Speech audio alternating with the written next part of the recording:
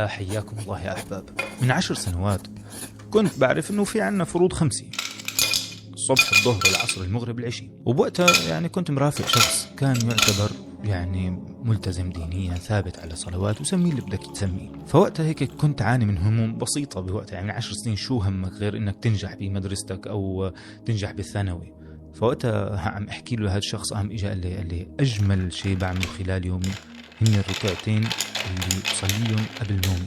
بحط راسي وبنام بعد ما اصلي هالركعتين. وانا بعرفه انه في شيء اسمه صلاة سنة ما قبل الظهر، ما قبل الفجر، سنة المغرب البعدية، وانه خلص اذا ما صليت هالسنن ما أنا مشكلة كبيرة، لا يؤثم تاركها ويؤجر من يصليها. لكن لما قال لي هالعبارة بدأت صلي هالركعتين قبل نومي، انه يا رب يا رب، صرت هيك ادعي عادي. لكن يوم مع يوم انتقلت هالصلاة من ركعتين كنت صليهم وحط راسي ونام الى سقيا لقلبي، وهربا من هذه الدنيا إلى الله تعالى، وفضفضتي مع الله تعالى. فبعدين تعرفت على ما يدعى بصلاة قيام الليل، وهي صلاة فضفضة الحبيب لمحبوبه، أو فينك تعتبرها مثل لما تسقي نبتة تسقيها بالمي بعد جفاف. صلاة قيام الليل هيك بتعمل لك خلال يومك الجاف المليء بالهموم والأوجاع تسقيقها من جديد، أو تسقي روحك من جديد. فبعدين تعرفت على صلاة قيام الليل، وبلشت يوم مع يوم اثبت عليا. ولما تكتر الهموم صلي ركعتين قيام الليل، او صلي 4 ركعات، اقعد مع رب العالمين فضفض له عن همومي. لما كنت مثلا لما دخلت بمرحلة الثانوي صرت ادعي يا رب اللهم افتح علي فتوح العارفين، وفهم النبيين، والهام ملائكتك المقربين، وتوفيق عبادك الصالحين. لما دخلت على الجامعة والهموم بلشت تكبر وتكبر، اللهم يا رب نجحني في جامعتي، يسر لي كل خير، واصرف عني كل سوء، اللهم افتح علي سبل الرزق من أوسعها يا رب العالمين. الركعتين ما كنت عارف انه حرفيا كانوا عم يغيروا لحياتي، وهن الركعتين او هي الصلاة اذا ثبت عليها تتغير بوصلتك تماما. بيكون امرك من راسك خلال اليوم قبل ما تصلي هالصلاة، بتلاقي بعد ما تصلي هالصلاة وبعد ما تدعي رب العالمين تجد أن الله يوجهك مع أنك ما كنت عارف الصواب من الغلط. كثير مرات الإنسان بيوقع بحيرة خلال يومه، بده يختار بين أمرين وما بيعرف الصواب بيناتهم، لكن بتلاقي حالك عم تقول لا، بقلبك في نوع من أنواع التردد والخوف. وهالخوف ما بس الهلع من هذا المشكلة، لا إنه في شيء غلط بهالموضوع أنا ماني عرفانه، وكأنه في شيء خفي عم يوجهك، وهو الله الذي يوجهه. فهالركعتين لما كنت صليهم، أو الصلاة لما كنت صليها خلال يومي، ولما بعدين صرت مثلا نام وأنا تارك الصلاة ما صليها مثلا، حس إنه في شيء ناقص خلال يومي. وكذلك سيحدث في حياتك. صلاة قيام الليل إن التزمت عليها، أولا دعاؤك سيستجاب، ثانيا الخربطات الموجودة بحياتك والأشياء والهموم اللي عم تعيشها تتلاشى تدريجيا، ثالثا تجد أن هذه الصلاة مهربك من هموم الحياة جميعا، وكأنك تجلس مع حبيبك بدون كلمة وكأنك تجلس مع حبيبك وهو الله تعالى، وتدعوه بما تشاء وبما تريد، وتجد استجابة الله تعالى حقا. ولكن لتعرف كيف تصلي قيام الليل، أولا لازم تعرف وقت صلاة قيام الليل بعد صلاة العشاء مباشرة إلى صلاة الفجر. طيب شو الفرق بينه وبين التهجد؟ التهجد إنك أنت بتصلي العشاء بعدين بتنام نومتك العادية، وفجأة بتلاقي حالك فقت قبل ما يدخل موعد الفجر. مثلا الفجر بيأذن الساعة 4، أنت فقت الساعة 3.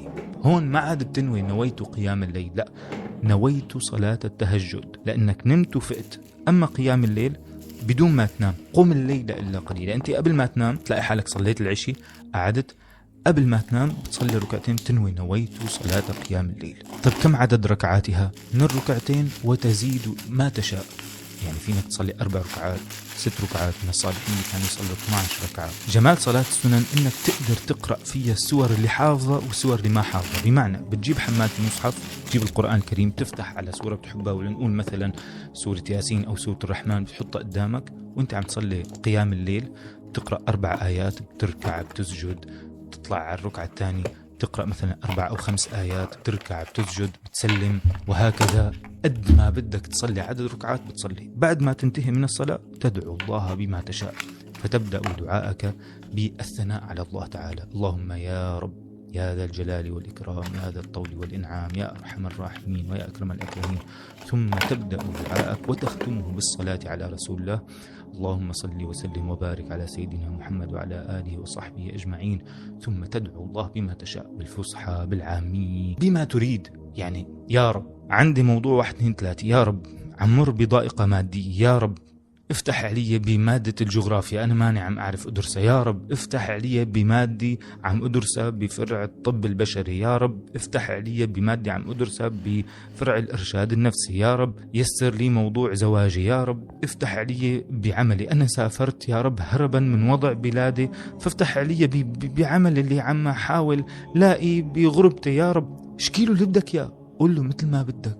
إن الله يحب أن تسأله شسع نعلك إذا انقطع. عندك كندرة إلى خيوط، هاي الخيوط اللي بتربط فيها الكندرة، رب العالمين بيحب تسأله إنك تعرف تربط هاي الخيوط صح. فما في شيء تقول إنه والله ماني عارف شو بدي، لا احكيها بالطريقة اللي بدك إياها، بالطريقة اللي بدك إياها، وستجد استجابة الله تعالى حقا. فبعد ما تصلي ما تشاء من الركعات وتدعو الله تعالى بتفوت بتنام.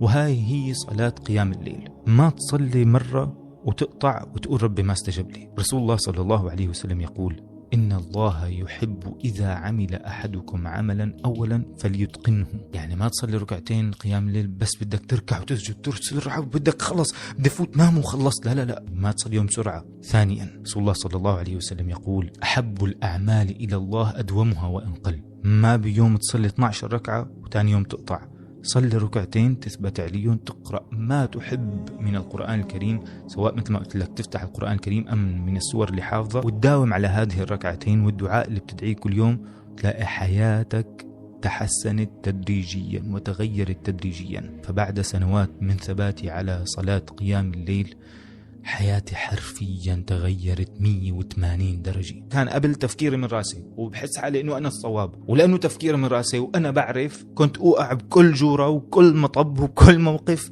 ما بطالعني منه غير رب العالمين. بعد ذلك وجدت ان الله يوجهني، فحتى بالمواقف الصعبة اللي كنت مر فيها كنت اشعر انه اولا معية رب العالمين، ثانيا انه رب العالمين بهاي الموقف الخير يا ربي لك الحمد انه استجبت لي بدعاء قيام الليل. الموقف الشر اللي كان يعرضني الى رب العالمين كنت استشعر ان رب العالمين بده يعلمني فيه درس معين، ما اوقع بموقف في نهايتي او في قطع راسي، لا لا ابدا. هذا الموقف